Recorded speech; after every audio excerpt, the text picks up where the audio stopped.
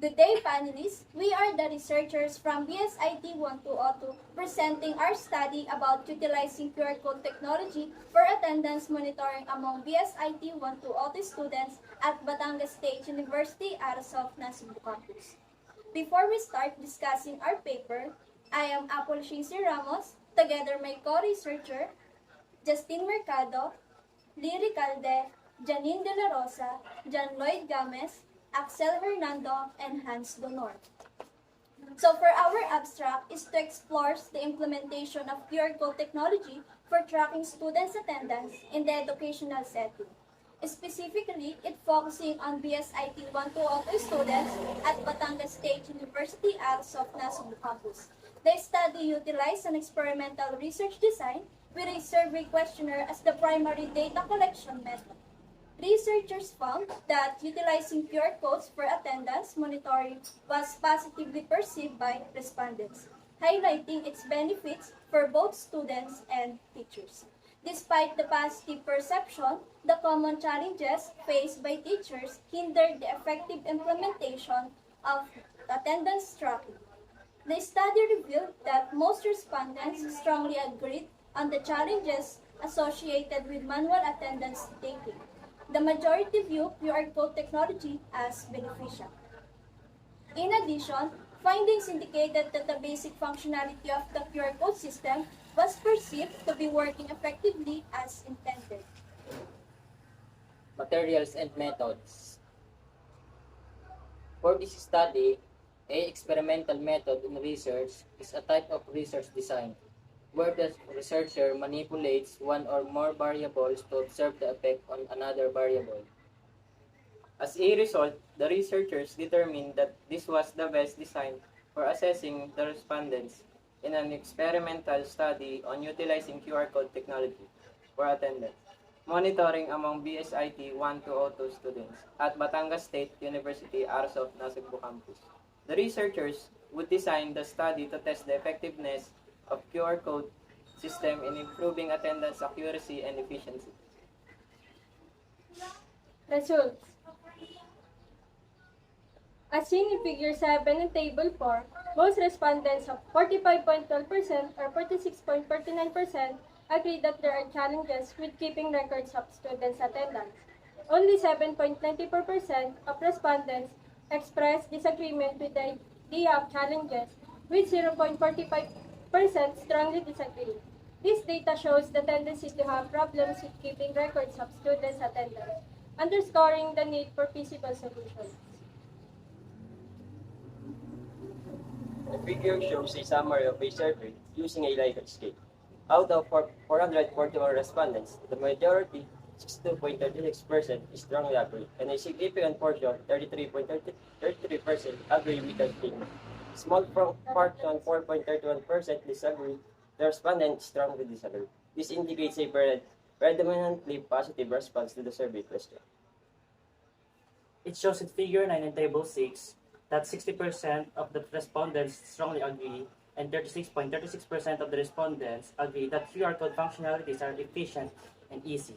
Only 3.17% of the respondents disagree with the functionalities being efficient and easy to use, with only 4.5% strongly disagree. The data shows that most of the respondents see the effectiveness of using the proposed QR code for their attendance. And discussion of the paper. According to Tiwari 2016, the QR code, also known as Quick Response Code, is a 2D matrix code that was created with the dual requirements of storing more data than 1D barcodes and being simply deciphered by any handheld device such as phone. General objectives. The primary goal of this research is to utilize QR code technology for tracking student attendance efficiently. Furthermore, the study aims to develop measures to prevent students from cheating attendance systems. The researchers aim to implement a QR code-based system to reduce the workload of teachers to enhance the accuracy of attendance records while also ensuring that students benefit from a more efficient attendance level.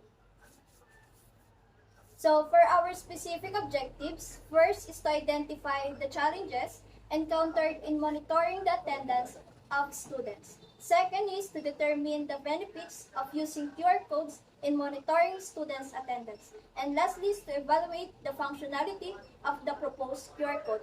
And that's all. Thank you.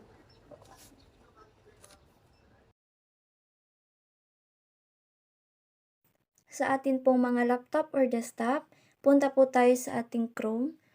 And then, i-click po natin yung Google para po mag-search ng Google Forms.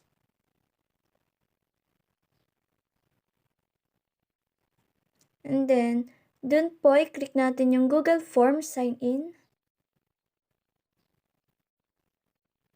And after po nyan, ay i-click naman po natin yung blank form para po magawa tayo ng panibagong Google Forms. And then dun sa untitled form, pwede po tayong maglagay ng section ng ating mga estudyante. At ang nilagay po namin dyan na example ay ang section po namin na which is ang BSIT 1202. And then dun po sa form description, nilagay po namin dyan yung students attendance.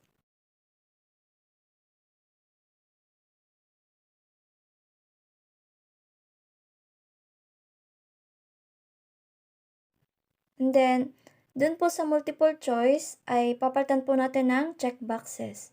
And then, dun po sa ilalagay po natin sa mga option ay ang mga pangalan po ng ating mga estudyante at ang nilagay po namin dyan ay ang aming mga pangalan po.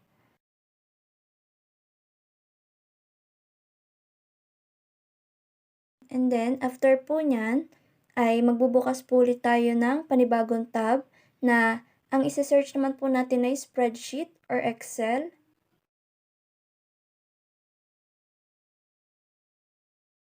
And then, pag po nakapagbukas na tayo, ay ilalagay naman po natin ay ang name at saka po URL.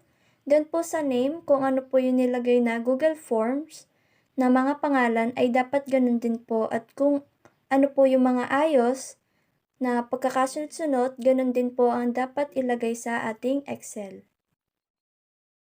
And i-wide lang po natin para po malaki po yung space.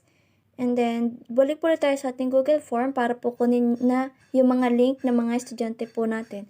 And dito po, iisa-isahin po natin or mamanu-manuhin po yung paglalagay po ng mga URL sa bawat pangalan po nila. So, i-wide lang po ulit natin. And then, ayan po, pabalik-balik lang po tayo. And dito po sa part na ito, kailangan po ay maging maingat po tayo sa pagkakopy po ng mga link kasi po minsan po nagkakaroon po ng mga mistake na nagkakamali po tayo ng copy na hindi naman po pala dito sa pangalan pong ito. So, dito po sa part na ito, doon po sa pinakaunahan ay magdadagdag po tayo ng equals, then quotation. Then yung view form po, ipapalitan po natin ng form response. And then dyan po sa USP equals pp, the URL, ay tatanggalin po natin. Ang ititira lang po natin yung entry at saka entry po at saka po ay doon po sa pinakadulo ay maglalagay po tayo ng quotation. So, itatry po natin kung magdadirekta po ba talaga siya. So, ayan po, nagdirekta po siya. Then, tingnan po natin sa Google Form kung pumasok ang kanyang response. At makikita po natin na si De La Rosa Janine po ay nakapag ano na po ng ating Googles. And then, ayun po, pabalik-balik lang po ulit yun. Kumbaga po ba, paulit-ulit na proseso po. So, dapat din dito po ay maging maingat po tayo at kasi po minsan nag-error po ito dahil po may mga mali tayong nagagawa or may mali tayong nabubura.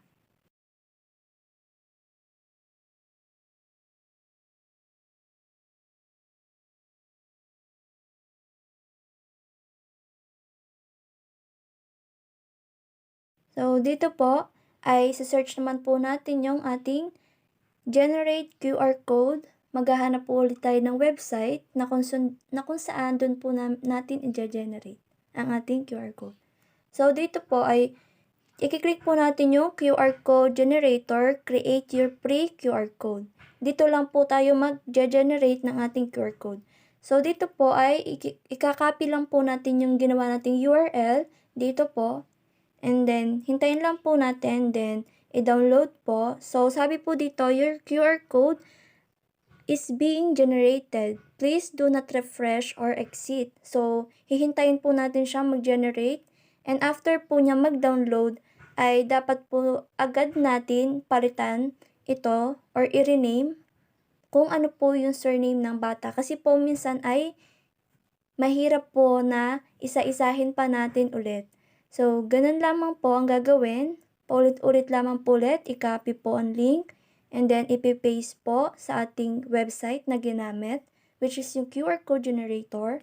And then, ida-download lang po natin. So, wag po tayong mag-pre-sign up or yung sign up with Google. Basta po, hintayin lang po natin na ma-generate yung QR code. And ito naman po ay directly na mada-download. So, i-rename lang po ulit natin ng donor kasi po yun po yung pangalan ng estudyante.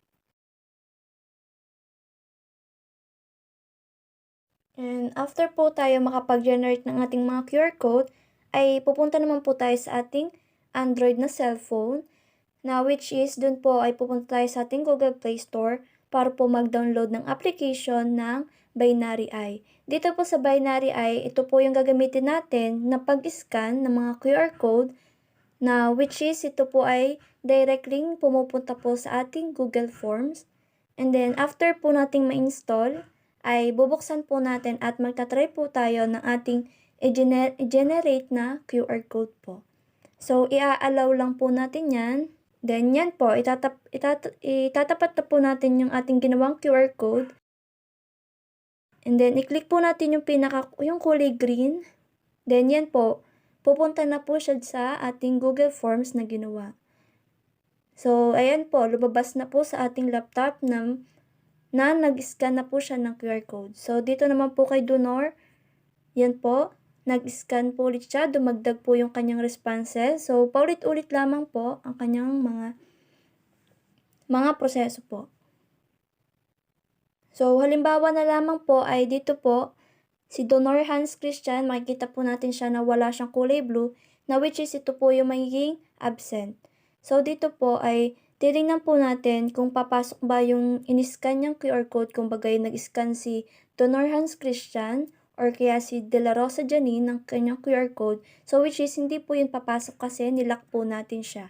Hindi po tayo nag-accept ng responses.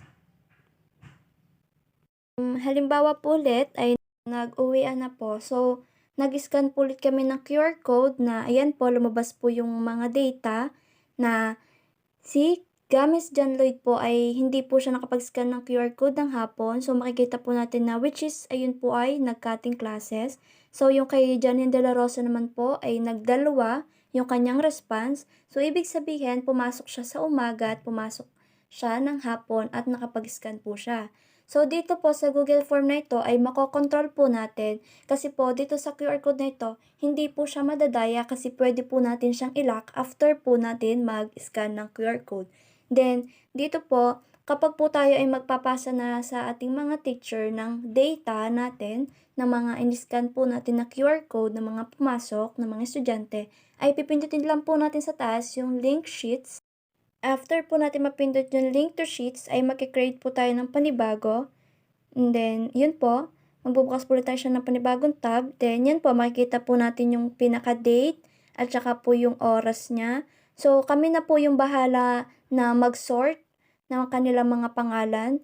So, dito po ay maglalagay po tayo ng panibagong row na which is para po malaman po ng mga teacher na ay ito pala yung sa in sa taas. So, sa baba, ayun naman yung sa out. Ganito lang po kadali ang paggagawa ng QR code na magiging isa rin po siyang alternative way sa pag-check po ng mga attendance ng mga estudyante po.